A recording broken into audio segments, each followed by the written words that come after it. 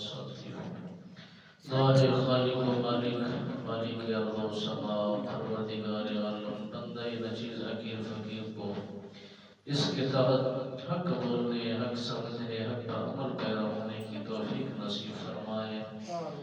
عزیزان گرامی، قرآن کریم کے اس حصے کے اندر میرے خالق و مالک نے اپنے محبوب مکرم محمد مصطفیٰ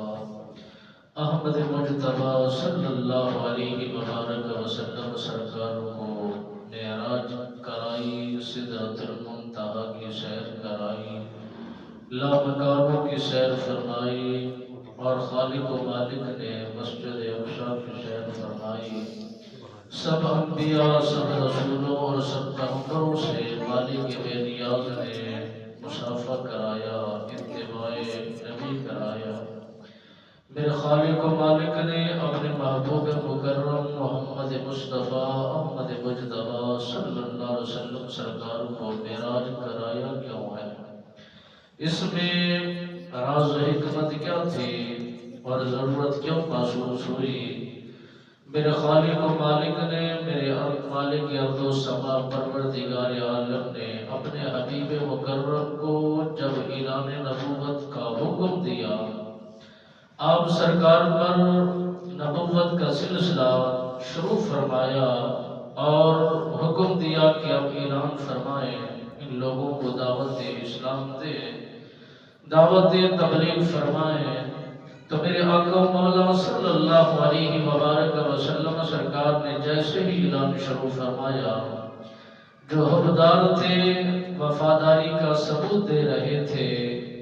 اور نبی کے ساتھ بیٹھ کر مکالمہ کیا کرتے تھے اور اسے امانت دار سمجھا کرتے تھے، جیسے ہی نبی سرکار نے اعلان نبوت فرمایا، ان کے تیور بدل گئے، ان کی طبیعتیں بدل گئی، ان کی عادتیں بدل گئی اور ان کا مزاج بدل گیا۔ الغرض کہ انہوں نے سوچا کہ حضرت محمد مصطفیٰ احمد مجتبی صلی اللہ علیہ وآلہ وسلم سرکار کے چچا ابو طالب سرکار سے ملاقات کی جائے، چند باتیں انہی سے منوائی جائیں، بات تحریر کی جائے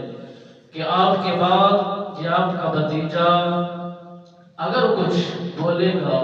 تو ہم اس کی بات پر اعتماد نہیں کریں گے،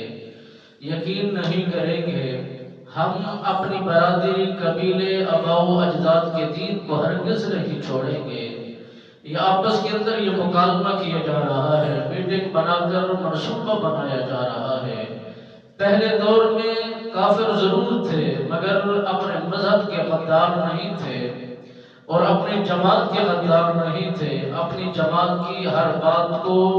آپس میں بیٹھ کر طے کرتے اور آپس میں بیٹھ کر اس کا نتائج نکال کر اسی پر حدبندیاں لگا دیتے تھے۔ تو انہوں نے سوچا کہ یہ ہماری مذہب کی اسی میں بقا ہے، اسی میں کامیابی